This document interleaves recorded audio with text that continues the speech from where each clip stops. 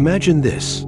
You walk into a room, and within seconds, every person there has silently judged you, not by your words, your achievements, or even your intentions, but by a hidden web of subconscious cues you didn't even know you were sending. The truth? You're not who you think you are. You're the version of yourself that others have constructed in their minds, shaped by primal biases, societal conditioning, and the deepest manipulation techniques embedded in human psychology. What if everything you believe about how you're perceived is an illusion? What if the you that exists in the eyes of others is a distorted shadow, crafted by forces beyond your control? The unsettling paradox? The more you try to control their perception, the more you betray your authenticity, feeding the very cycle that keeps you trapped. So here's the great question. If you're not who you think you are, then who or what have you been all this time?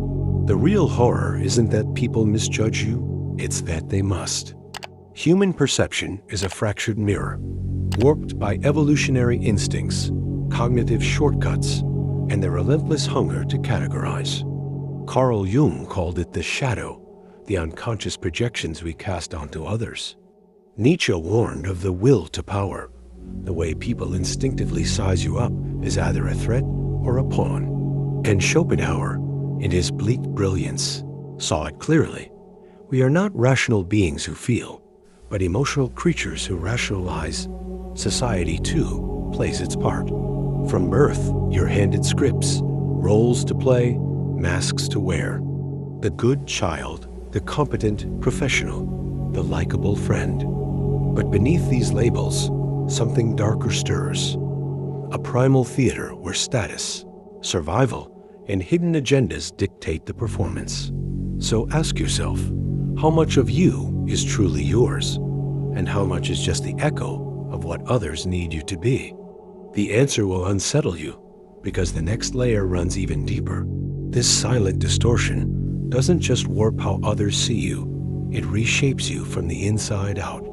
Like a prisoner molding themselves to fit their chains, you begin to alter your speech, posture, even desires, all to align with the phantom version of yourself that lives in the minds of others.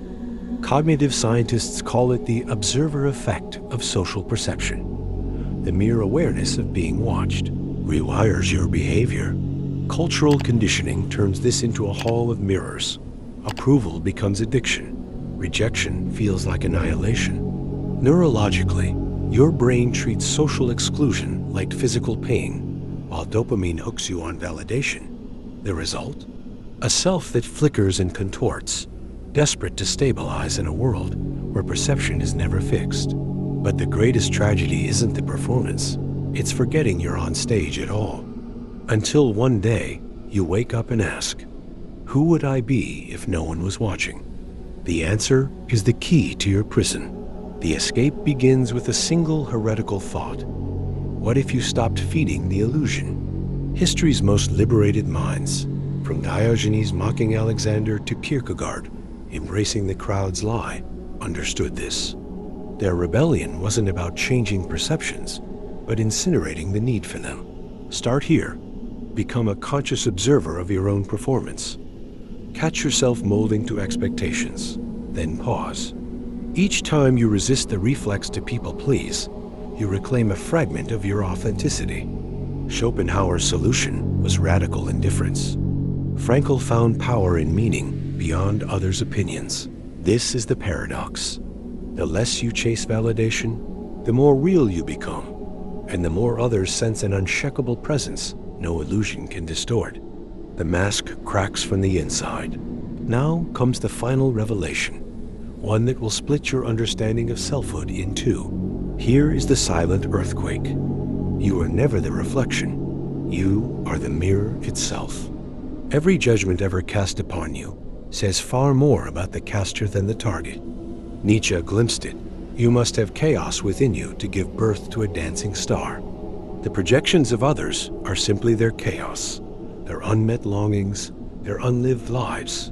This is the ultimate emancipation. To realize that what you thought was your identity was merely the cumulative debris of others' perceptions.